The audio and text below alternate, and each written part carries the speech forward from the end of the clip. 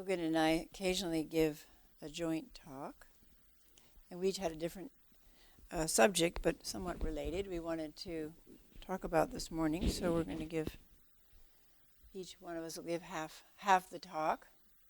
I wanted to talk about impermanence for several reasons. One is it's fall. We all felt fall come a few days ago, and somehow we can feel it. Even though the days are bright and sunny, somehow something changes in the weather, and something changes at night, and we feel like, oh, fall has arrived. And of course, there are a lot of transitions, like going back to school, those who are teachers going back to teaching. I have a few of you in mind, one of whom retired several times. Actually, you two need to talk. Both of you have retired several times. And we have the end of the summer program, so we had some transitions in people who are here for the summer, and then some stayed, and then some of them are transitioning out.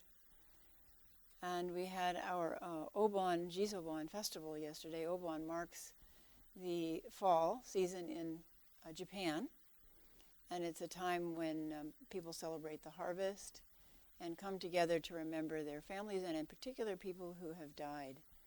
So we did our Jizobon ceremony yesterday, and people painted lanterns, and on the lanterns you can paint the names of people who have died. So it's a time of remembering people who are no longer here. And in Japan, there's a week during Obon when the spirits of those who have departed can come back. The doors are open between this world and the next, and they can come back and visit you, and you can remember them. And then at the end of the week, they are guided back to the place where they now reside, or the realm in which they now reside. Also, we're having a week of vacation starting tomorrow, so starting in a few minutes, so people are going on camping trips, going back to see their families, so that's a transition for us, because we don't take many weeks of vacation. So I wanted to talk about impermanence. Impermanence is one of the three marks of existence in Buddhism. So for those who are used to Judeo-Christian doctrine or theology, Buddhism is very different. We talk about very different ideas that are foundational. So there isn't a creed that you have to recite and believe in, but there are essentially questions that are posed, and you're invited to investigate those questions for yourself to see, are they true in your life? And some of those questions are contained in the three marks of existence. So the three marks of existence are, number one, impermanence. So we're invited to investigate impermanence. Number two, unsatisfactoriness, basic unsatisfactoriness. It's called dukkha, also called suffering, also called stress. It's translated in different ways. But it means that baseline feeling of something is not right. Something is not quite right, and we don't know what it is that's off. So we try various over-the-counter solutions. So we try eating more desserts. No, that didn't do it. Then we try getting a new car. Well, that did it for about 3 weeks, and then it got a scratch on it. And then we try, I'll go out shopping, I'll get some new clothes, or I'll buy something on eBay. Or usually it's stuff. We want to try to get stuff or put stuff into our bodies, and we think, okay, that will relieve that baseline feeling of something is not quite right. Something is out of kilter. I know that this isn't exactly how things could be in my life. So that's dukkha, or suffering, or basic dissatisfaction or unsatisfactoriness. And then the clinging or pushing away that comes from that. And then the third is impermanence. And impermanence means, it's kind of obvious, some of the truths of Buddhism are obvious, but if we don't really accept them and live them, we do suffer. Yeah, not self. I'm sorry, I said impermanence. The third is no self. That doesn't mean you don't have a body that's sitting here and you don't have a name and you weren't born in a certain place. All that is true. But it means that this self is constantly changing. So the self is imbued with impermanence, is imbued with transition. So I often ask people, if somebody showed you a baby picture of yourself, How would you know that's you? Do you have any real evidence that that's you? Except that people said that's you, or maybe your name is written on the back and a date is written on the back. You have no evidence that that's you. You maybe have a few fleeting memories from when you were a baby, or usually around 2 is when people start making some memories. But that person when you were 2 is not the person you are now, thank goodness, for impermanence, I guess. So I want to look at the one mark of existence, impermanence. So impermanence is something that we can observe. We can do a little meditation if you just sit as you're sitting now and close your eyes. And observe the impermanence of the sensation of touch. So there's the touch of your clothing. Just notice, is that permanent or is it changing? There are the sensations of breathing, we call movement, but actually those are a succession of touches linked together. In our mind, we call them movement, but they're actually touch, touch, touch, touch, touch. So is the breath somehow permanent, or is it impermanent and constantly changing? How about what you see with your eyes? With your eyes closed, you can still see, right? You can see light and dark and color.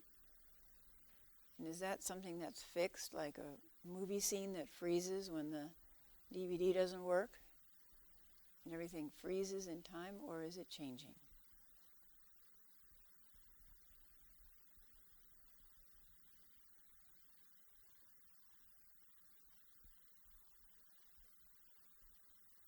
And how about what you're hearing? Is what you're hearing static? Is it just the same, or is it changing?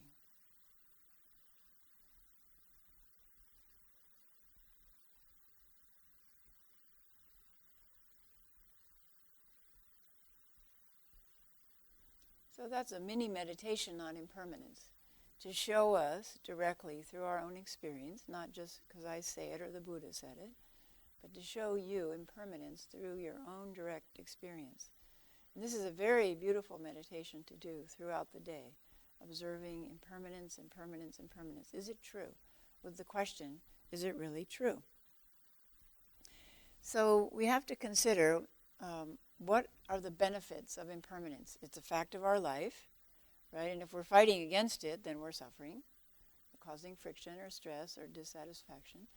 So to accept the truth of impermanence, we have to consider what are the benefits of impermanence. Anyone?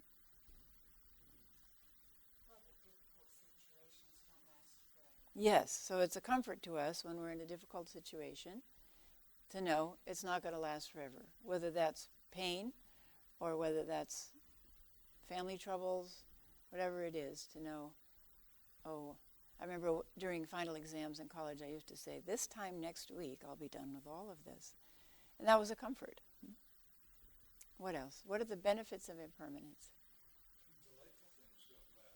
Delightful things don't last forever. Delightful things don't last forever, and that is probably good. Why?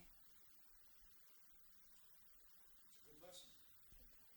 You get tired of them, yeah. So consider your favorite dessert.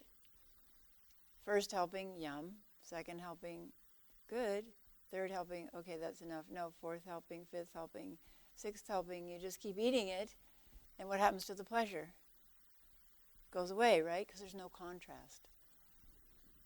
So even good things, things that we really appreciate, we need a contrast. So impermanence provides that contrast. What else? What are benefits of impermanence? Day and night. Yeah. If it were day all the time, that might be a problem for us. We're kind of used to having some dark and some time to sleep, and probably the whole world is adjusted to that, including the plants, we know. Breathe at night, photosynthesize during the day, breathe out their byproduct, oxygen, which we breathe in, take our byproduct, carbon dioxide, and breathe it in. Other gratitude. So if it were permanent, there would be no gratitude, right? we'd lose the contrast, and it's like, oh yeah, chocolate mousse all day long, okay. But when we don't have chocolate mousse all day long and we have it, we're grateful for it. Grateful for that change, that pleasure. Anything is possible, yes. So we can transform, right? That's the chief benefit, is we can transform, we can change. And that's the promise of our practice, of our spiritual practice. New energy, yes. For those of us who are getting older, we get tired and we have new energy when we wake up in the morning. Isn't that wonderful? New people. New people. What if you only saw the same people all day, every day, the rest of your life? That would be not so interesting after a while. It's not possible. Not possible. Well, we're saying if there were no impermanence, right? We're just considering the benefits of impermanence. And the people around you are changing, which is nice too, right? So growth and change are really important, James. Even though we're scared of it, Yeah. Yeah. You know, my only experience is in movies, but if we lived hundreds and hundreds and hundreds and hundreds and hundreds and thousands of years, you would probably feel trapped on something. You would feel trapped, and there would be no room for new people, right? If there were no death, the world would get more and more crowded. We have to die to give room for new life. It teaches us unattachment. It teaches us to let go.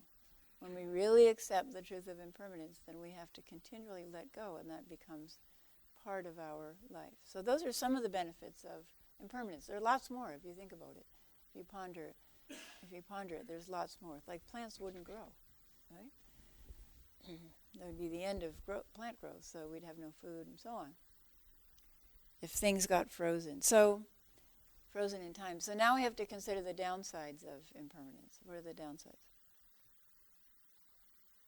You mentioned one, Thomas, which is pleasurable things disappear. That's a downside and a benefit. But losing people we love, or having people we love change. Maybe they loved us and then they left us, or maybe they had a car accident and now they're in a vegetative state, or losing things we love, like our strength as we get older, or our health as we get ill.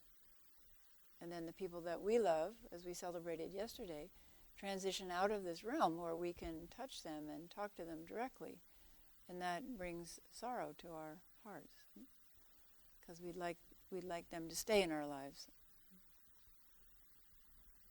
There's nothing you can work for that you won't inevitably lose. Yes, nothing you can work for you won't inevitably lose. So when we do our meditations on death, we look at, okay, in 200 years, who will remember you if they saw a picture of you? Maybe if they're really, really hot on Ancestry.com, they've got a picture of you and a date of birth and date of death and maybe some information about what your career was. Oh, my great-great-grandfather. I was just visiting my sister, so I was doing this. My great-great-grandfather was a riverboat captain on the Mississippi River, and he fought in the Confederacy because he lived in Missouri. Okay, that's interesting. But is that person alive to you? Not really. Not really. So it's really interesting to ponder advantages and disadvantages of impermanence and watch impermanence happening. So is there anything that does not change?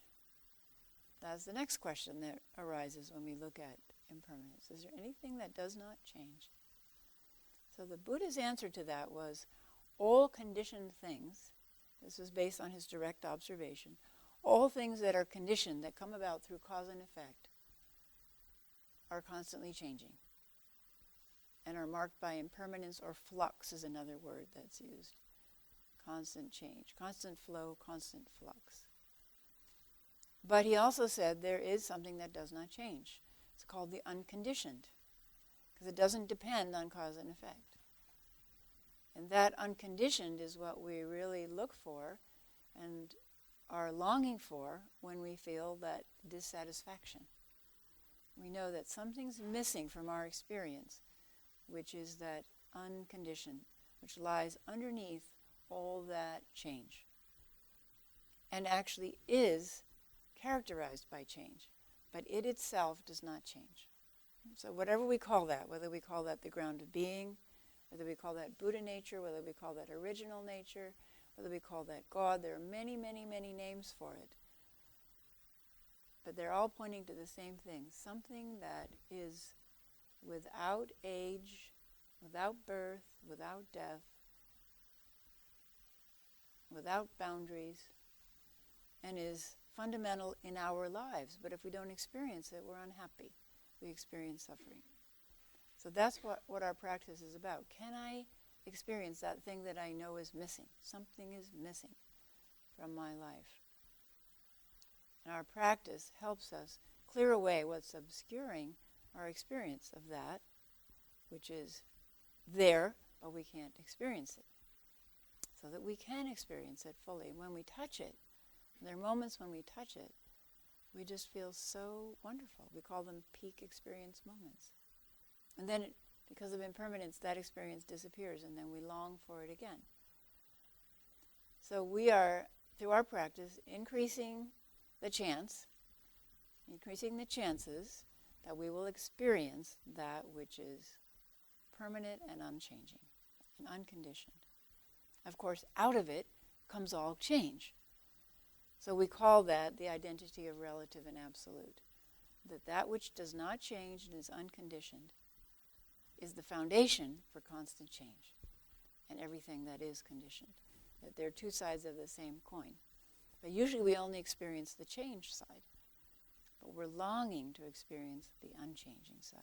And that's why we practice. Now Hogen wants to talk about something. No, I'm done. I'm done. It's like there's nothing left on my paper. My talk was impermanent. It's gone. Bye. Here.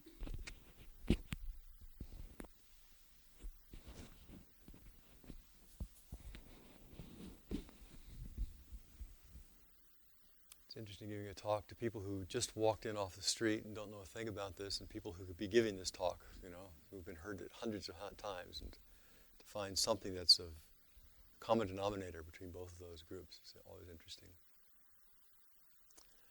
Of course, the common denominator is that we're alive.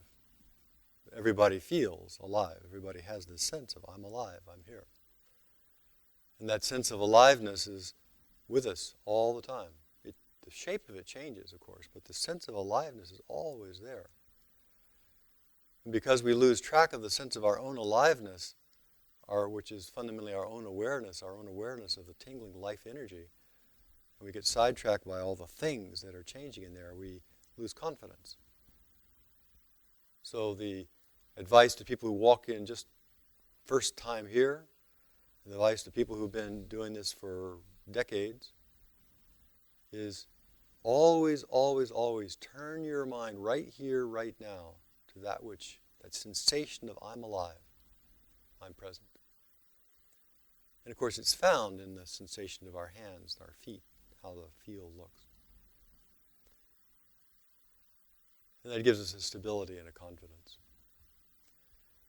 We just finished a very big summer program, lots and lots of people coming through. I was talking to somebody downtown, and I was saying that in the Zen community of Oregon, the larger group that we have here, Heart of Wisdom and Great Vow, every single day, 7 days a week, for almost the entire year, there's at least 40 to 140 people to take care of. We have this group here. Simultaneously, there's a group meeting in Portland. Tonight, there'll be another group meeting in Portland. This afternoon, there are probably meetings. So throughout the day, this community, 40 to 140 people or probably more to take care of every single day. And that takes a lot of people to do that. It takes a lot of people to embody the teachings, a lot of people to manifest the Dharma. And so our hope is for everybody here to rouse the aspiration to help somebody else. Whatever little thing we understand, we do our best to share it in whatever way we can share it. And in this way, we take care of ourselves by cultivating the wisdom that's here. We also take care of others. And we also share and help the ripples of truth to spread out. So having this very, very busy summer where we would have large retreats, and we had, 70, 80 people here yesterday, have this group today, and we're taking a little vacation. We decided earlier in the year, we said, by the end of the summer, we're all going to be so tired of taking care of people. Let's stop. So we're taking a little vacation. But life goes on, and our life continues. So my advice to whether you walked in off the street right this morning or whether you've been doing this for a decade is, what is the wisdom? What is your intention for your life? As you go forward, what is it that you want to offer? What is it you want to cultivate? What is the wisest part of you? And rather than saying, well, I'm going to get rid of the wisest part of me and go, drink and use drugs, I'm going to get rid of the wisest part of me and go out and party mindlessly and get into trouble with people. Rather than lose the wisest part of you, I encourage you all to not lose this sense of, I'm alive right here, I'm responsible for this life right here, and what is the deepest wisdom that I can bring into whatever circumstance I go towards? And that's, of course, true. You walk from everybody, every circumstance in life.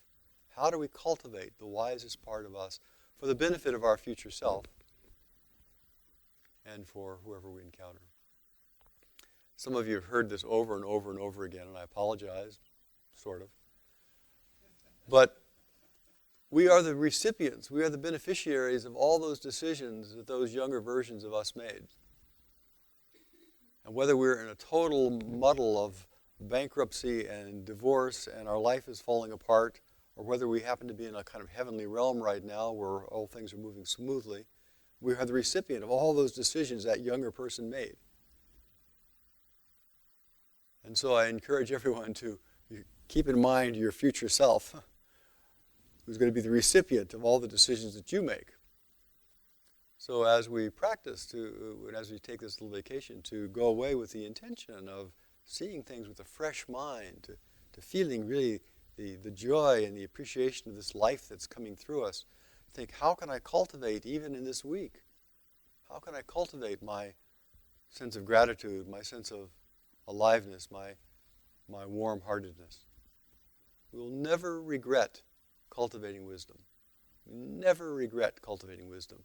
We often regret cultivating delusion. So, if you have a choice between cultivating wisdom and cultivating delusion, if you have a choice between cultivating confusion and cultivating clarity, if you have a choice between cultivating self-indulgence or cultivating, a disciplined, refined awareness, I encourage you to make the best choice. And you'll make whatever choice you decide to make, of course, regardless.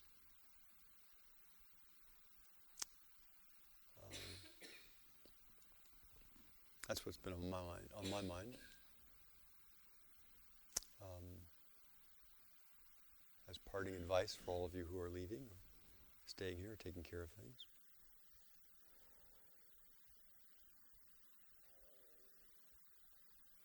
Yeah, I don't have much else to say. Anybody want to say something? Any comments, anything we should talk about, any themes, any questions, any objections, any refutations, any anything? Thomas? How many chances do we get to do this right? You get one chance. You get one chance over and over to do it right. One chance.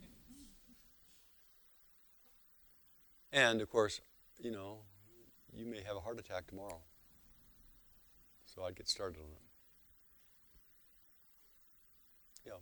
If our younger self made a lot of not thoughtful choices and left ourselves with a lot of drunkenness now,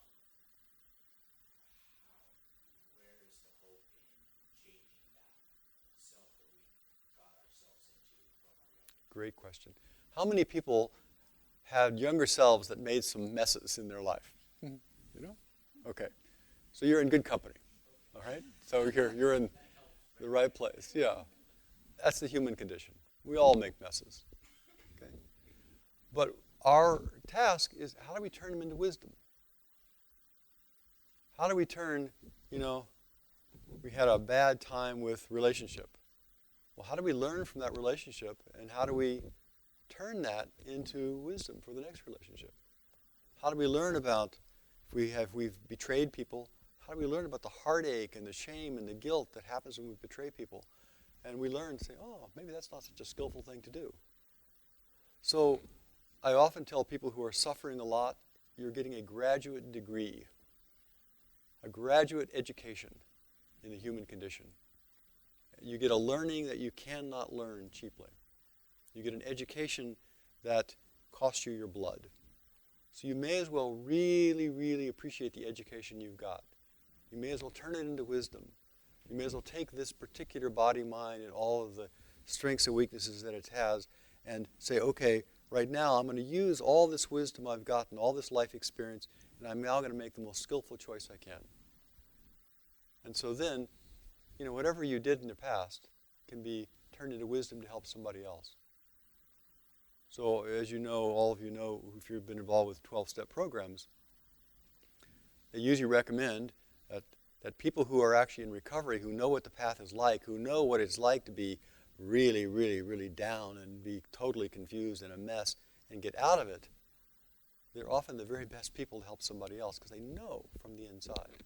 And that's how we turn wisdom, or turn delusion, turn confusion, turn those bad mistakes into wisdom. So I hope you've made lots of bad mistakes in your life. And I hope that you convert all that into wisdom to help others. And the wonderful thing about the mistakes that we made is we didn't make them really on purpose. We made a choice at the time. A few people did. Well, there's on purpose and there's on purpose out of ignorance. And we did it out of ignorance because looking back, if we'd known the consequences, we wouldn't have done it, right? If we'd really known the full consequences for our life and other people's lives, we wouldn't have done it. But we did it out of ignorance. And when a child does something out of ignorance, our heart opens to them. Oh, we can educate them. We can help them not do that again. So if a child trips and falls and breaks the eggs, which they're trying to help carry into the house, then you don't whip them. You say, oh gosh, let's clean up the eggs. I'll help you. Now how can we prevent that in the future, that from happening? Yeah, hold on just a second. So ignorance is correctable. That's the wonderful thing about ignorance. So as we grow, as Hogen said, we're just trying to correct our ignorance and see more and more clearly, okay, this results in this and this results in that, so I'm going to steer in a different direction. And you wouldn't be here today if you didn't have that whole path behind you, right? Yeah. If your life had been gloriously happy your whole life, you never made a single mistake, which is impossible for a human being, you wouldn't be here today. So in other religions, they talk about redemption through a higher power or something. Our redemption is all of our life, everything that happened is redeemed when we turn it into wisdom, as Hogen said. And then we help ourselves, of course, but we can then begin to help others because we're coming from true experience. And people can sense that. Whether you're just going blah, blah, blah from theory or you're talking from, I know this for sure. You want to go that way, not that way. I've been down that path and I had to retrace my steps and go this way. So that's redemption in this practice. And it's beautiful. Yes, Bill. I'd like to share something of my life along that exact same path. My father was very much, when I was little, I had a pretty good whipping. Oftentimes he'd get me to go out and select a stick. If it wasn't big enough, it would be worse for me. I grew up hating my father. Even not too many years ago. When I first started coming to the monastery, I met a Tibetan monk that was here for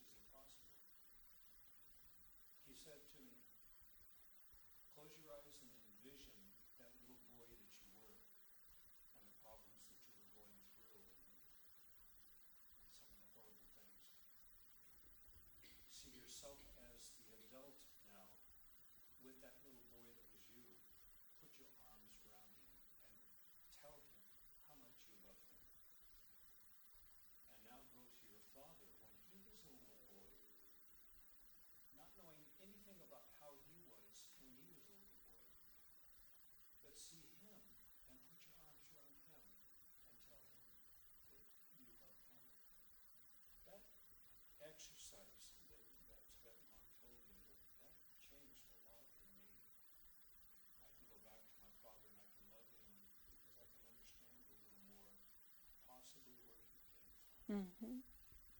That he was doing the best he could under the circumstances. Yeah, we can do that for every stage of life. Maybe we made mistakes when we were 25. If we're now 60, we can go back and embrace the 25-year-old and say, yeah, that was tough, wasn't it? Well, I'm here for you. I'm here for you now. Any other questions?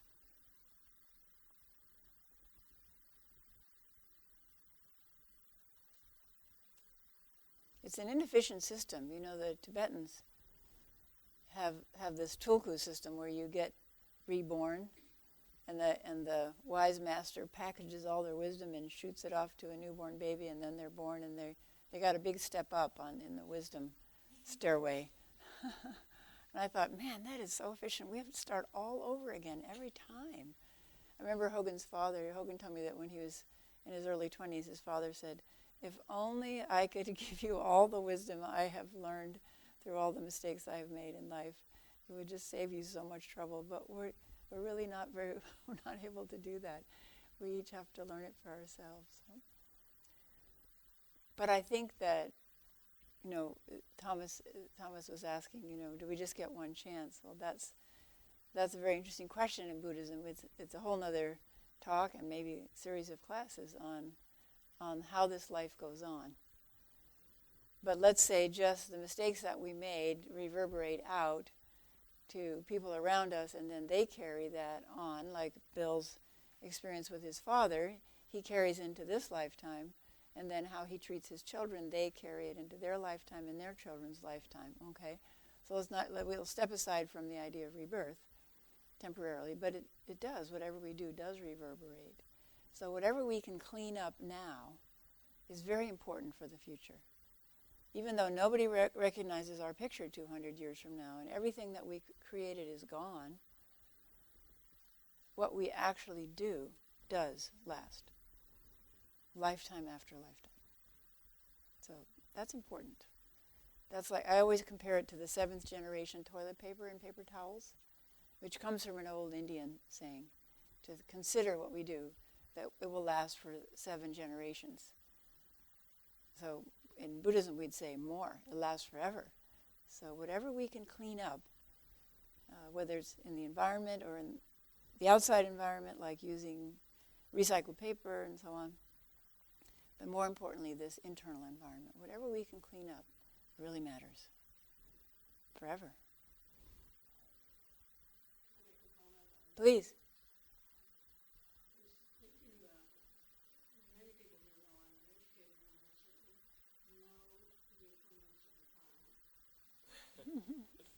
She's retired like 4 times since I've known her. Yeah. Keep failing and having to go back to school. Yeah. But I keep learning. So impermanence to me, one of the important things is I'm learning. Yes. You can learn and can change and grow, which gives us delight, right? To know that you have a brain and you can use it and you can learn new things and change. It's wonderful. Yeah. The reason I pointed to Gloria is Gloria retired, twice, 3 times? As a music teacher, and then she's enjoying her retirement, and then we got a call from her last week. She accepted a new job. Okay. Yeah. Sinead? I was just going to comment on what you were saying before about how we should clean up our act now and that reverberates into the future. And that in the opposite sense is true. Speak big voice, big voice. The opposite sense is also true of, how the masters, you said, in Tibetan tradition, they package their wisdom, but we also have access to the wisdom of those who came before us, and it's running through our experience. Mm-hmm. And that is a manifestation of the third mark, or that no permanent self. Mm-hmm. Did everybody hear what she said? That we're talking about mistakes and errors, but we also have access to the wisdom that's been developed and cultivated over thousands and thousands of years, and it's flowing through us and manifesting through us, especially if we allow it out.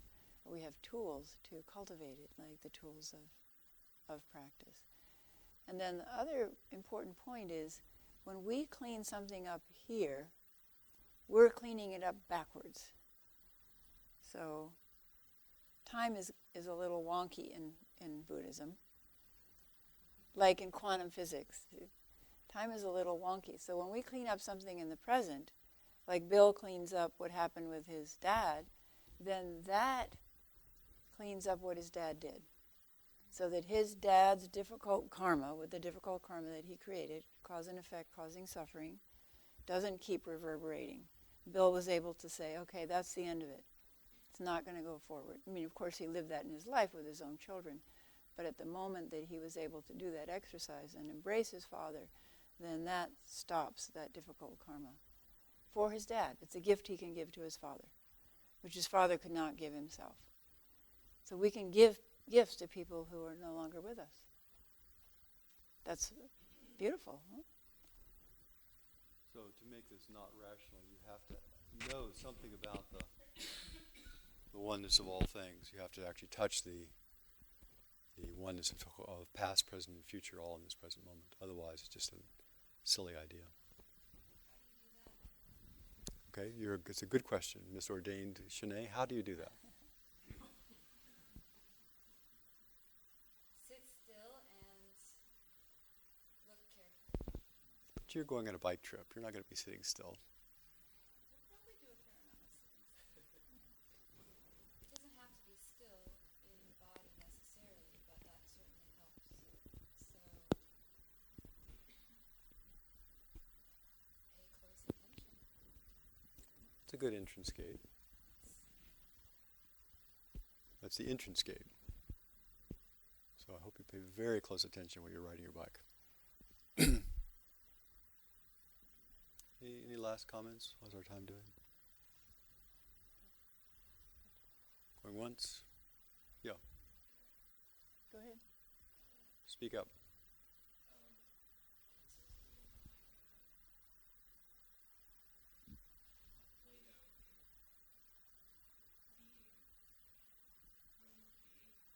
Right. So,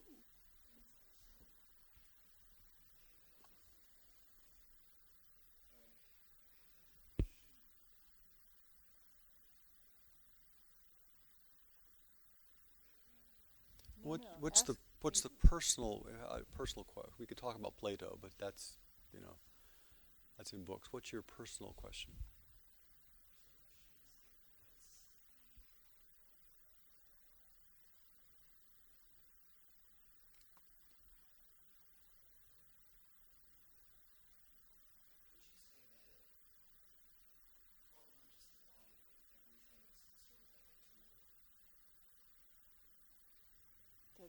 Say a little bit more about it. Tool for what? For what you choose. Uh-huh. You don't need to be sorry. It's a good question. Go ahead.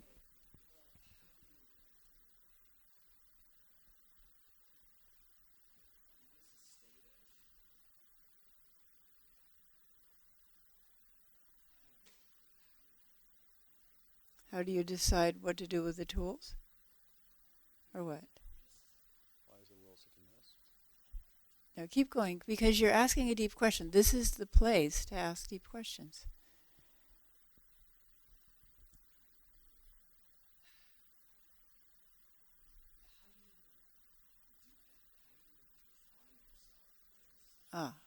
Okay. How do you refine yourself? So that's essentially our business here, in a certain way. No, because you hear talk of enlightenment. Well, what is enlightenment really? And we say there are two components to enlightenment. There's wisdom and there's compassion, and those are essential aspects of our human nature. And Hogen talked about wisdom, so we can take our confusion and our ignorance, and we can gradually turn that into wisdom. We say wisdom beyond wisdom. That means wisdom beyond knowledge. Because knowledge is unfairly distributed, right? Some people get to go to college, some people don't. Some people know a lot about automobiles, some people haven't a clue. Some people know about the workings of the human body, other people don't know. So knowledge is unequally distributed. So it's not knowledge, it's not book knowledge. It's wisdom, it's deep wisdom that our practice gives us access to when we clear out of the way. That very deep intuition or insight into the fundamental questions of life. So that's what the philosophers were interested in, right? What underlies all human existence, all existence, those basic truths. So we have tools to help us access that wisdom, get out of the way, get our ignorance cleared up, so that we can try to be wise and wiser in all situations. And then there's compassion, which is the heart's embracing of everything, of all existence, and a kindly, warm, generous attitude towards everything. And we all know when our heart is closed, when our heart is hardened, when we feel critical of ourselves or critical of others. We don't like that. It's very uncomfortable because it's not the natural state of our heart. So we have various practices to help us cultivate the kindness and the generosity that's natural and inherent, the foundation of our true heart. So with those two, wisdom and compassion, then we're prepared. We've got the tools we need to go forward in life, wherever we're situated. And the third thing I add is a sense of humor about yourself and about the Chozen has and I don't. predicament you do too. His is just weird. We'll get into bed at night and we'll be talking and he'll say something and it just cracks me up and I say, oh, you do have a sense of humor. But it just appears here and there, very quirky. But enlightenment means to take yourself lightly. Your predicament and all other predicaments lightly. Because we have to, and that means that we have a big view of it all. A huge view, a huge awareness of it all, and the impermanence of it all. So those are our three main tools and the three main ways we cultivate and train ourselves. Wisdom, compassion, and a sense of humor. So Well, you can refine your question, refine it one more time, and we'll let Shanae give it. Go ahead. Can you say it again? Mm-hmm.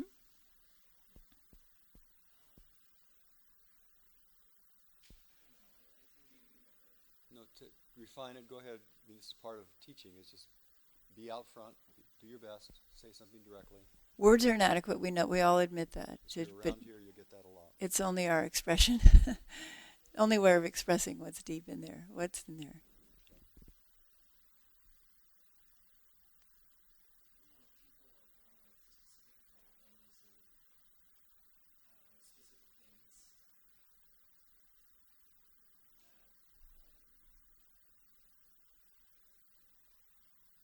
So limitations and skills and abilities.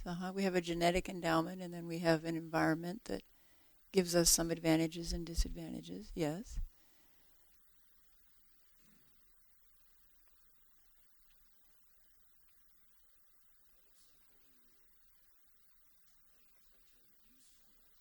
Mm-hmm. And yeah. Ah.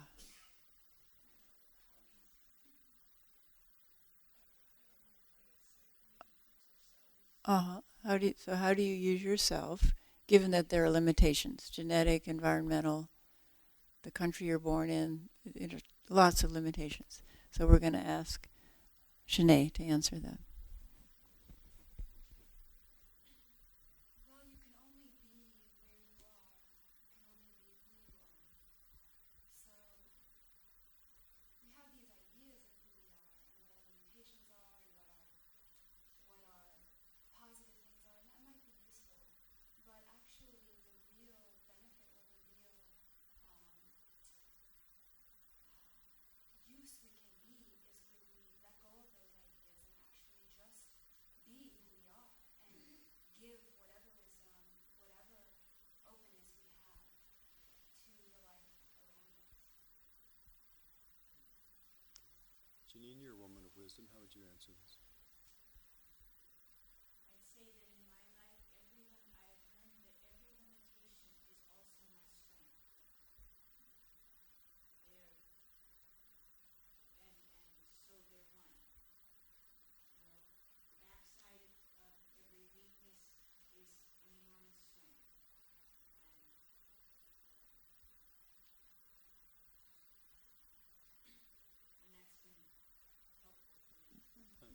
Hogen, how would you respond to this? Well, this is including the Bays-Roshi and Geneva. It also is true that the training of upper here cuts away what's extra and gets in the way of our service. So learning to concentrate, learning to clear the mind, tools to open the heart, it allows our gift to come through. So it's like we kind of just pare away what's extra from the gift we were born with, and then it can be, useful. So it's workable. It's like a pipe that's a little clogged. The practice we do cleans the pipe so that things can flow more freely. Thank you for your question. That was a very nice question. And at lunch, we'll sit you down with some people who you can talk with. Talk your language, have your same questions, okay? I just want to say one more thing is that, like what you guys were saying at the beginning, our fundamental being and nature has no limit and is the ultimate gift. If you want a really direct teaching about all this, work on your posture. Sit erect with some power. Don't sit as though you have no power in the world. Really sit erect. And you can just take that as a direct teaching about this particular point. Okay, thank you all very much. Let's do the 4 Bodhisattvas vows.